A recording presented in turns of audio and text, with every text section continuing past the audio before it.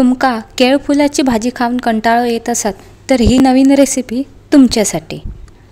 तर नमस्कार, कोकोनटेड recipe bye Vishakha या आपल्या यूट्यूब चॅनलमध्ये तुमचं स्वागत असा।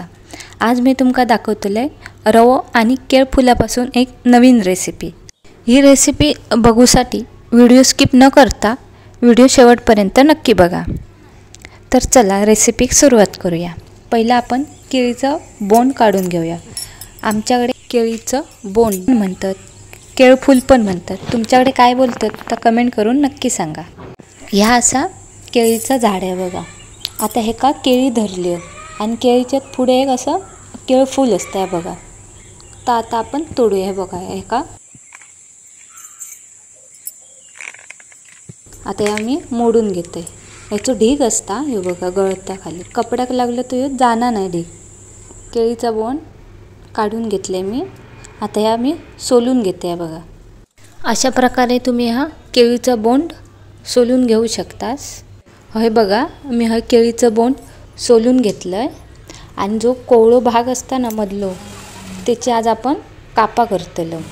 आता हे मी सोलून ह्याची आपण बटाट्याची कशी पातळ कापा करतो तशी ह्याची कापा करून घेऊया। आणि लक्षात ठेवा, कापा केलात का लगेच ही पाण्यात टाकायची, नाहीतर ही काळी पडतली। एका टोपात पाणी घ्यावा आणि त्याच्यात ही कापल्या लगेच टाका पाण्यात, मग काळपट पडणार नाही। हे बघा मी हा कापताना बघा एकदम जाड पण कापले नाही आणि एकदम पातळ पण नाहीत, मीडियममध्येच हे बघा। आता हे मी कापांका लावून मसाला बनवून घेते। अर्धा चमचा धने पावडर, अर्धा चमचा गरम मसाला, पाव चमचा जिरे पावडर, पाव चमचा हळद, 1 चमचा मालवणी मसाला। तुमच्याकडे मालवणी मसाला नसत तर तुमचं घरगुती मसाला वापरलात तरी चालत। आणि चवीनुसार मीठ, 1 चमचा आला लसूण पेस्ट आणि किसलेली लसूण। आता हे आपण मिक्स करून घेऊया। हे बघा आता हे मसाले मिक्स करताना ह्याच्यात थोडासा पाणी टाकून घेऊया। हे बघा एकदम थोडासा टाकायचा, मग कसं वलो मसाला होय म्हणून थोडासा पाणी टाकायचं।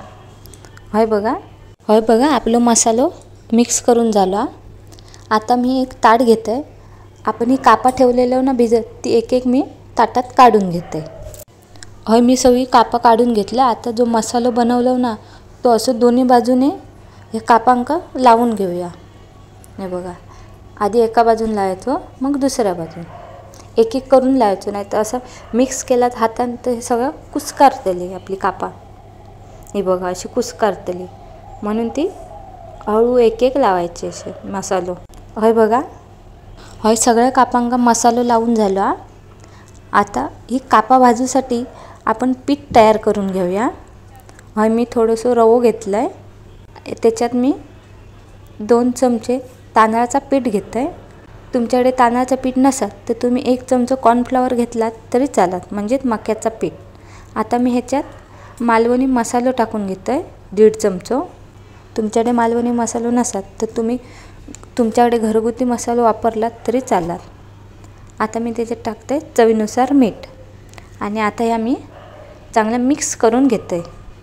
होय मसाला बघा मिक्स करून झाला। आता ही कापा पिठात बुडून घेऊया। बघा आता मी एका बाजू कढई गरम करत ठेवलं। आता ही कापा तुम्ही भजी तळतास तशी पण तळू शकतास किंवा बटाटी कशी आपण भाजतो तशी पण भाजू शकतास। दोन्ही पद्धतीत तुम्ही करू शकता। आता आपण बटाटी भाजतो ना तशीच ही कापा आपण भाजून घेऊया। ही कापा खाताना एकदम कुरकुरीत आणि खूपच सुंदर लागतात, त्यामुळे लहानांपासून मोठ्यांपर्यंत ही आवडीने खातात।